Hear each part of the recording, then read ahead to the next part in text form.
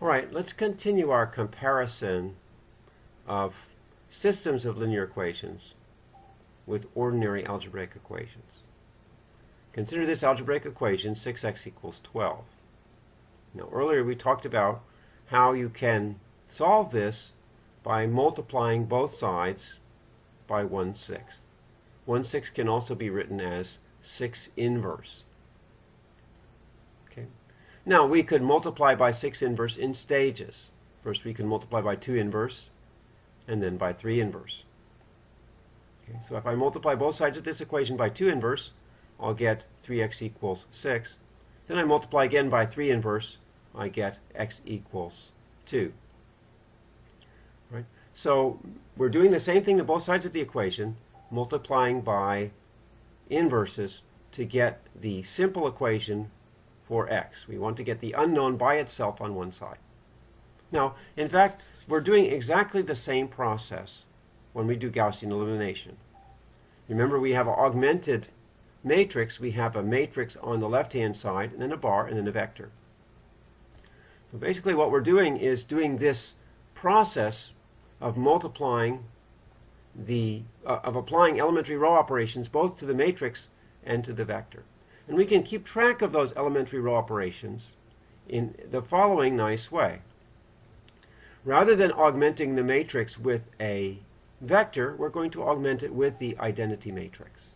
Well, let's see what happens when we do that. Right? The first elementary row operation in this sequence, well, first let's start off this way. We're starting off with this matrix, 0, 1, 1, 2, 0, 0, 0, 0, 1. It's the same matrix we've been using in previous examples. And we want to keep track of the elementary row operations that are performed on this matrix in order to obtain the reduced row echelon form, the RREF. Right, so let's do this trick, as I mentioned, of writing the matrix and then write the identity matrix to the right of the bar. And now, when I do the elementary row operation, I'm not just going to do it on the rows of the matrix, but on the rows of this big matrix, this big augmented matrix. Right? So originally, the first row operation I performed was the exchange of the first two rows. Now I'm going to exchange the first two rows of this big matrix. So for instance, the second row here, 2, 0, 0, 0, 1, 0, the 2, 0, 0, 0, 1, 0 goes up to the first row here. And the first row went down to the second row. Okay? So I've done that operation not just on the matrix on the left, but also on the matrix on the right. And you can continue the same process. Here I multiply the first row by 1/2. Here I'm multiplying the entire first row by 1/2.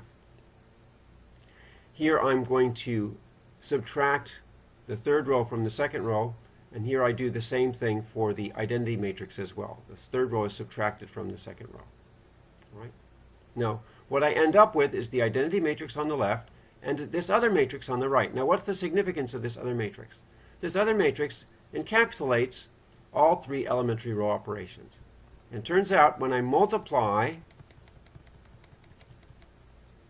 my original matrix by this derived matrix on the left, and it's important that you multiply on the left. If you multiply on the right, you won't get the correct answer. Well, no, I'm sorry, I should take that back. All right. If you multiply, let's first look at on the left. Okay, so if I multiply on the left, my original matrix on the left by this new matrix, I will get the identity matrix back again. You can check. Let's just check the first row.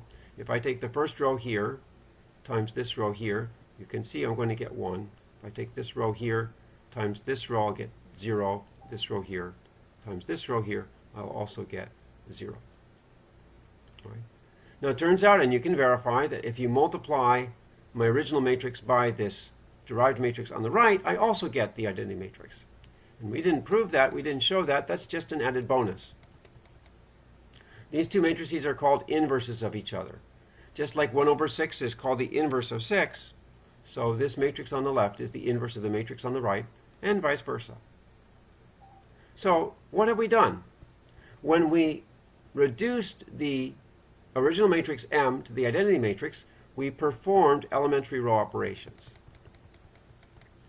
And this involves successive multiplication of M by E1, E2, etc. Now, when we tacked on the identity matrix, we performed the same operations on the identity. So it's a bookkeeping device to keep track of those elementary row operations.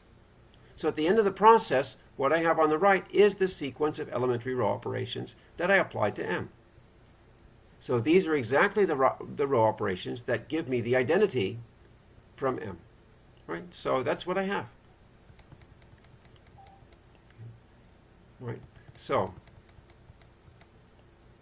we make this definition of invertibility. A matrix is invertible if its row-reduced echelon form is an identity matrix. Because if that's true, then we can multiply M by another matrix and get the identity. And that means M has an inverse in analogy to, as we said, 6 has an inverse 1 over 6. How to find the inverse? Well, just do what we just did. Take our original matrix M, tack on the identity, do row reduction, and it reduces to identity and M inverse.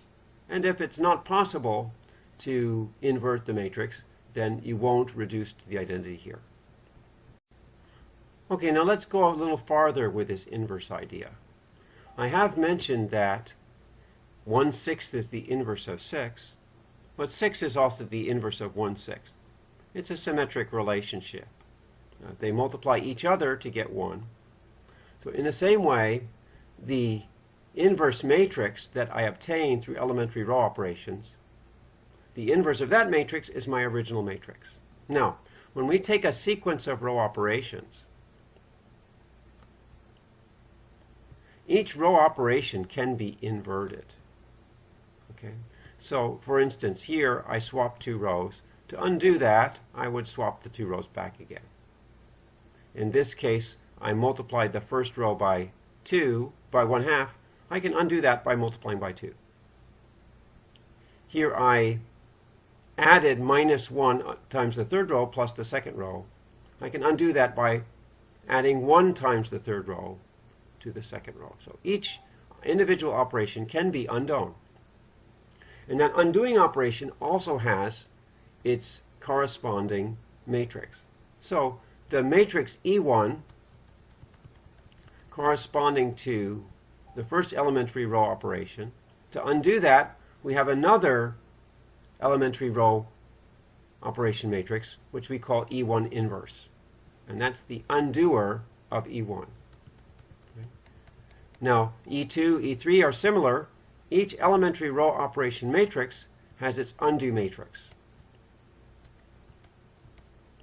So we saw that the inverse could be written as the product, in reverse order, of these elementary row operation matrices. Turns out that the matrix itself can be written as a product of the inverses of these elementary row operation matrices. And you can see how that works down here. If I write M inverse as a product of elementary row operation matrices, again, you do E1, E2, E3 in reverse order, and then I write down this sequence of elementary row operation matrices, the E1 inverse, E2 inverse, and so on. If I write this down, look what happens. Look at here, I have E1, E1 inverse. These are together. These will cancel each other because E1 inverse undoes E1. Right? And then these two give me the identity, which is basically nothing. It makes no change. Once I've gotten rid of these two, I have E2 and E2 inverse next to each other. So imagine the E1 and E1 inverse, E1 inverse goes away. I have E2 and E2 inverse next to each other. They also cancel each other out. Cancel those out, then I have E3 next to E3 inverse. So they keep on canceling each other out, one by one by one by one, and I end up with them all canceling out, and I end up with the identity. So this is why the two matrices multiplied together give me the identity. Right?